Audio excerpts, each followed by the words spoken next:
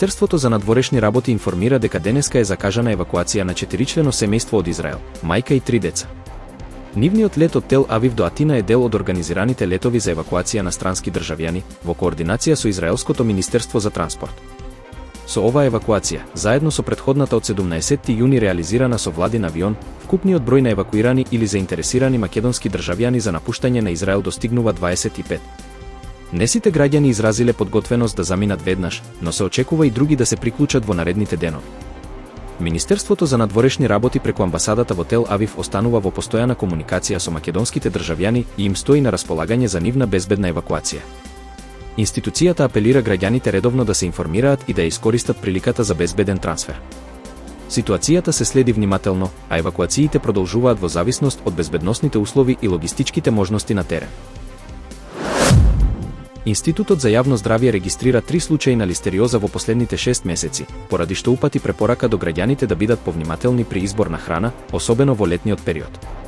Доктор Драган Кочински истакнува дека потребна е строга хигиена и контрола на прехранбените производи, бидејќи речиси секоја храна може да биде ризична, вклучително месо, млеко, овошје, зеленчук и риба. Директорката на институтот, Марија Андоновска, открива загрижувачки податок: бројот на лабораториски анализи на храна е драстично намален. Од 3640 во 2014 година на само 357 во 2023. Тоа отвора сомнежи за континуитетот на безбедносните проверки и стандардите што ги следат институциите. Агенцијата за храна и ветеринарство уверува дека сите испитувања се вршат со акредитирани методи во државни лаборатории како Факултетот за ветеринарна медицина и центрите за јавно здравје. Инспекторите имаат овластување да изберат каде ќе ги испратат мострите, а повеќето завршуваат токму во тие установи. Се потенцира и дека лабораториите конкурираат на јавни набавки за тестирања според годишни планови. Надлежните институции остануваат на ставот дека неопходна е поголема одговорност кај сите учесници во синџирот за безбедност на храната. Министерството за одбрана на Катар потврди дека нивните противвоздушни сили успешно пресретнале ракетен напад насочен кон американската база Алудейт во близина на Доха. Според соопштението, благодарение на зголемените безбедносни мерки и модерната опрема, во нападот нема жртви ниту повредени.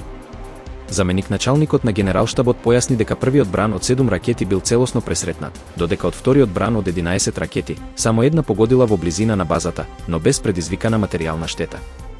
Иран, преку операцијата Башарат Алфат, ја презеде одговорноста за нападот како реакција на американските напади врз ирански нуклеарни објекти. Министерството нагласува дека воздушниот и поморскиот простор на Катар е под целосна контрола, а на агресијата ќе следува пропорционален одговор. Овој настан се смета за сериозно нарушување на суверенитетот и меѓународното право. Ситуацијата дополнително ја затега безбедносната состојба во регионот. Ирански официјални лица остро реагираа на, како што велат, недоволната поддршка од Русија и Кина во критичен момент на зголемени тензии со САД и Израел.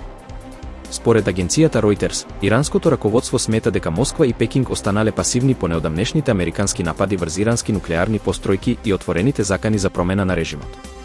Рускиот председател Владимир Путин го прими иранскиот министер за надворешни работи Абас Аракчи во Креми, во присуство на шефот на дипломатијата Сергеј Лавров и шефот на военото разузнавање Игор Костјуков.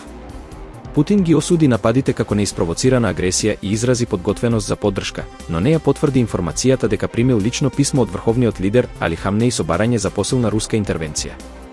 И покрај стратешкиот договор потпишан меѓу Москва и Техеран во јануари, иранските власти тврдат дека добиваат само декларативна поддршка. Истото важи и за Кина, која според нив, исто така останала воздржана во клучен момент кога се заканува регионален конфликт со глобални последици. Иран тврди дека коалицијата на убијци, составена од САД, Израел и нивните сојузници, е охрабрена од пасивноста на Русија и Кина. Техеран бара појасна политичка и воена поддршка, предупредувајќи дека ќе го преиспита сопствениот геополитички курс доколку тоа не се промени. Украинскиот председател Володимир Зеленски, за време на денешната посета на Лондон, остро ја осуди соработката меѓу Русија, Иран и Северна Кореја, нарекувајќи ја коалиција на убијци која, како што рече, систематски го тероризира украинскиот народ. Во рамки на посетата, Зеленски се сретна со новиот британски премиер Кир Стармер, со кого потпишаа прв билатерален договор за заедничко производство на воена опрема. Средбата се одржа во градината на Даунинг Стрит, каде што двајцата лидери разговараа и со украински војници на обука во Велика Британија. Стармер го оцени договорот како огромен чекор напред во поддршката за Украина, додека Зеленски истакна дека оваа иницијатива ќе придонесе за јакнење на одбранбената индустрија на двете земји. Посетата се совпадна со нов масовен напад врз Киев, при што беа користени 352 дрона, половина од нив ирански шахет, како и балистички ракети од севернокорејско производство. Најмалку 10 лица загинаа, а повеќе стамбени згради беа оштетени.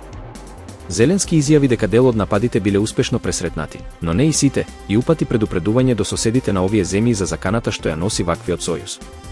Украинскиот председател се сретна и со кралот Чарлс III во Виндзор, како и со лидерите на двата дома на британскиот парламент, изразувајќи благодарност за постојаната британска поддршка во отпорот против руската агресија.